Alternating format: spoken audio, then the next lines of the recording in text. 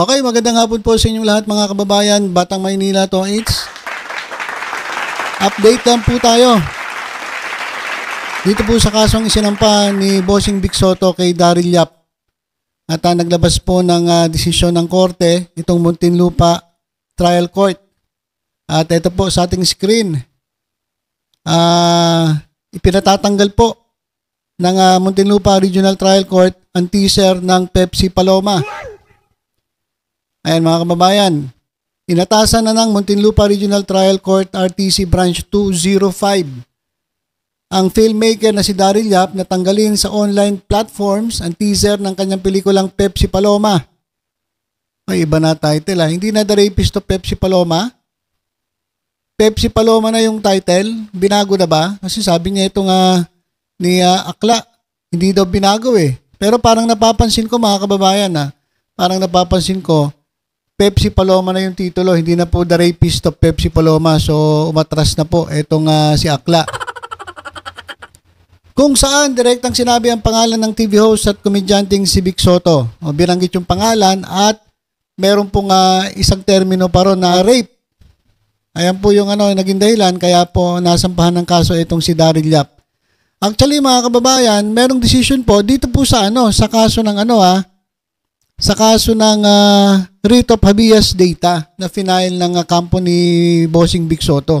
Pero yung kaso po, criminal case, yung pong yung cyber libel, 19 counts of cyber libel kay Daryl Yap, hindi pa po yan tapos tuloy-tuloy pa rin po ang pandinig ng criminal case laban kay Daryl Yap. So ito lang po ang dinisisyonan ng korte. Ito basahin na natin mga kababayan, basahin na natin ito. The petition for a writ of habeas data na final po ni Marvic B. Castelo Soto is hereby partially granted. Respondent Daryl Ray Spike B. Yap and any person or entity acting on his behalf, including the production team of Vin Sentiments, are ordered to delete. Okay, ito yung utos ng korte kay Daryl Yap. I-delete, i-take down, and remove. Ayan na mga kababayan i-delete, burahin, i-take down, alisin lahat, i-remove etong kanyang 26-second teaser video from online platforms. O ano ba yung mga post ni saan ba in-upload ni Daryl Yap yan? Sa Facebook. Hindi ko alam kung sa YouTube kung meron pero sa nakikita ko lang sa Facebook. So, pinapaalis na yan, pinapa-take down sa mga online platforms, social media, and any other medium for having misused the collected data information by presenting a conversation between two deceased individuals, which cannot be verified as having actually occurred. The respondent, however, kaya partially, mga kababayan, kaya partial lang yung nag-grant kay Bossing Vic Soto. Kasi, etong si Daryl Yap ay pinayagan naman na mag-proceed sa kanyang produksyon at eventual release of the film The Rapist of Pepsi Paloma. So, ayun pa rin pala ang title, The Rapist of Pepsi Paloma. Pero, binago po yan kapag sa sinihan. Sa sinihan po, ang title lang po ay Pepsi Paloma. Okay, yan po ay in order ng Muntinlupa City Regional Trial Court. Dyan po sa Muntinlupa, January 24, 2025. Okay, so yun po yung yung decision. Alisin, delete, take down and remove yung 26-second teaser video. So tingnan ko mga kababayan kasi ito pong order na ito ay January 24. Ngayon po ay January 27. So 3 araw na po nakalilipas. Tingnan natin kung tumalima ba, sumunod ba si Daryl Yap sa utos ng korte. Kasi ang pagkakaalam po dito immediately pero wala naman nakasulat dito Wala nakasulat dito. Ewan ko lang doon sa bandang ibang portion ng resolution o ng desisyon. Okay. Tingnan natin dito sa kay Daryl Yap. Tingnan ko mga kababayan, tingnan natin kung dinilit ba ni Daryl Yap yung kanyang 26 seconds sa teaser.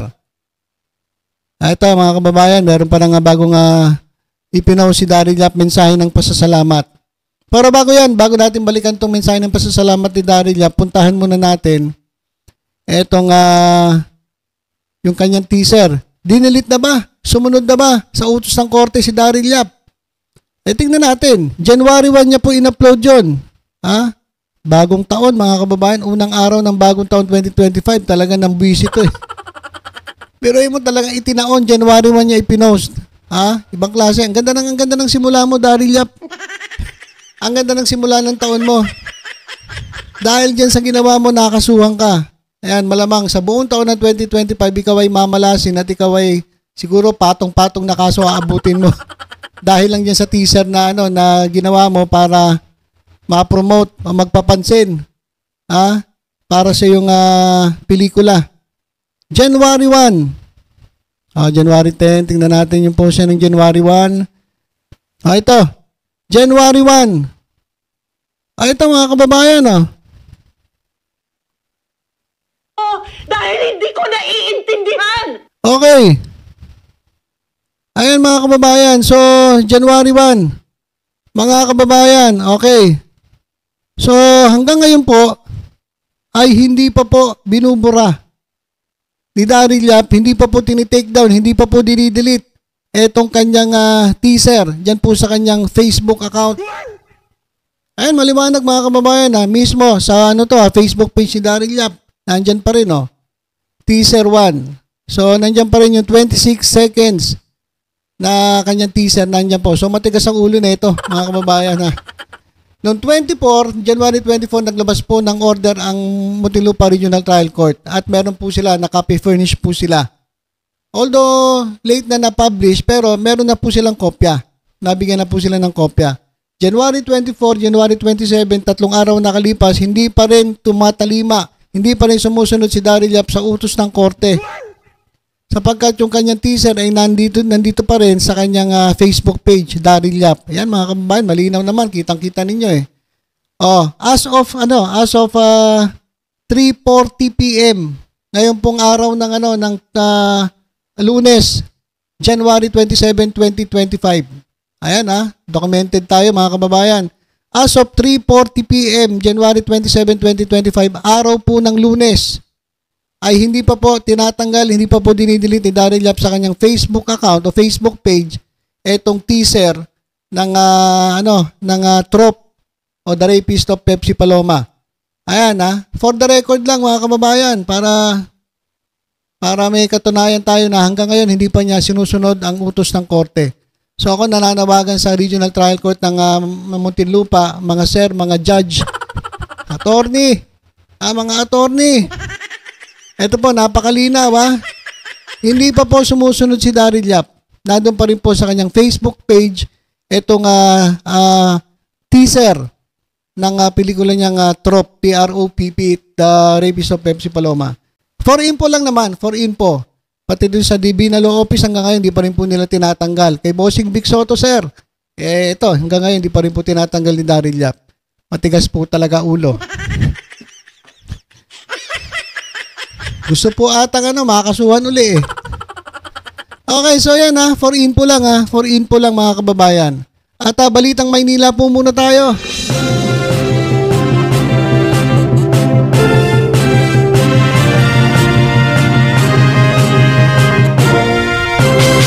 Okay, bago tayo magtapos mga kababayan, meron na namang lumabas na peking survey.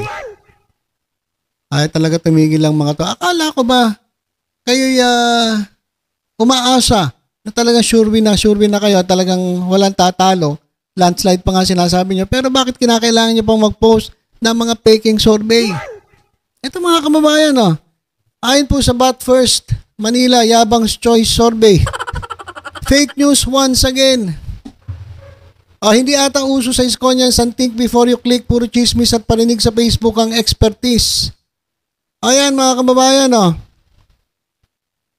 Merong lumabas, pamantasan ng lungsod ng Maynila Students Internal Survey Mayoralty Race 2025. At dito mga kababayan sa ating screen, makikita natin Isko Moreno Dumagoso 91.5%. Grabe. Grabe, 91.5%. Pwede hindi nyo pang ginawang 100. Nahiya pa kayo, hindi nyo pang ginawang 100. Dapat 100 na ginawa ninyo. Gagawa rin kayo ng peking survey, hindi nyo pa sinagad. hindi nyo pa sinulit. Oh, pero yun yung 91.5%, kaya nila kuna 2%. Undecided 2%. Ano ba naman yan? Ito raw ay survey ng mga estudyante, internal survey sa PLM, Pamantasan ng Lungsod ng Maynila. Dahil dito mga kababayan, nag-post po ng advisory ang Pamantasan ng Lungsod ng Maynila. Sila mismo nagsalita. Sabi ng PLM, the Pamantasan ng Lungsod ng Maynila upholds its commitment to being a non-partisan academic institution that prioritizes integrity, academic excellence, and the well-being of its community members. Sabi po ng PLM, hindi po kami partisan, non-partisan po kami. Ang mahalaga po sa amin ay yung integridad. Ang mahalaga po sa amin ay magkaroon ng academic excellence lahat po ng nag-aaral dito po sa PLM at mapangalagaan ang well-being ng mga miyembro nito. Hindi po kami nakikisama sa politika. Ito po ay peke. Hindi po totoo. Oh, sabi ng PLM, purported surveys proliferating online involving alleged political preferences of PLM students are not sanctioned by the university and are not done by any duly accredited student body or organization. PLM as a non-partisan educational institution does not authorize or allow any person or organization to conduct political or partisan surveys among members of its community. Wala pong ganito sa loob ng PLM. Sino na naman nag-imbento nito? Ayaw nyo talaga tumigil sa fake news eh. Ito dapat malaman din ito ng ni Dan Fernandez eh. Wag lang yung fake news sa vlogger, pati dapat mga fake news na mga online na Facebook pages o mga pages. PLM na mismo nagsalita. Wala kami nilalabas na ganyang survey, non-partisan kami. Hindi kami nakikialam sa politika. Pero ginamit nila Pamantasan ng Lungsod ng Maynila Students Internal Survey. Hindi nyo gaano katulongis ito mga ito. Fake news po yan, mga kababayan. Malinaw na fake news. Kaya wag po kayong basta-basta maniniwala dyan sa mga lumalabas na mga survey, lalong-lalong na dyan sa lungsod ng Maynila. Ang totoo po niyan, mga kababayan, dikit po ang laban ni Mayor Hanny Lacuna at ni Isko Moreno. Hindi po totoo yung pagkalayo-layong difference ng boto. Kalokohan po yan. Huwag po kayo magpapaloko sa mga fake news. Kaya yan mga kababayan, warning po sa ating mga kababayan, lalong-lalo na sa mga batang Maynila, mga lehitimong batang Maynila. Bakit ko sinasabing lehitimo? Kasi marami pong peke. Marami po talagang dyan, talagang trolls lang na hindi naman talaga taga Maynila at hindi po botante ng Maynila. Kaya warning lang po sa inyo Nako, kalokohan po itong survey na ito, itong nasa ating screen. Yan po ay peke ayon mismo sa Pamantasan ng Lungsod ng Maynila.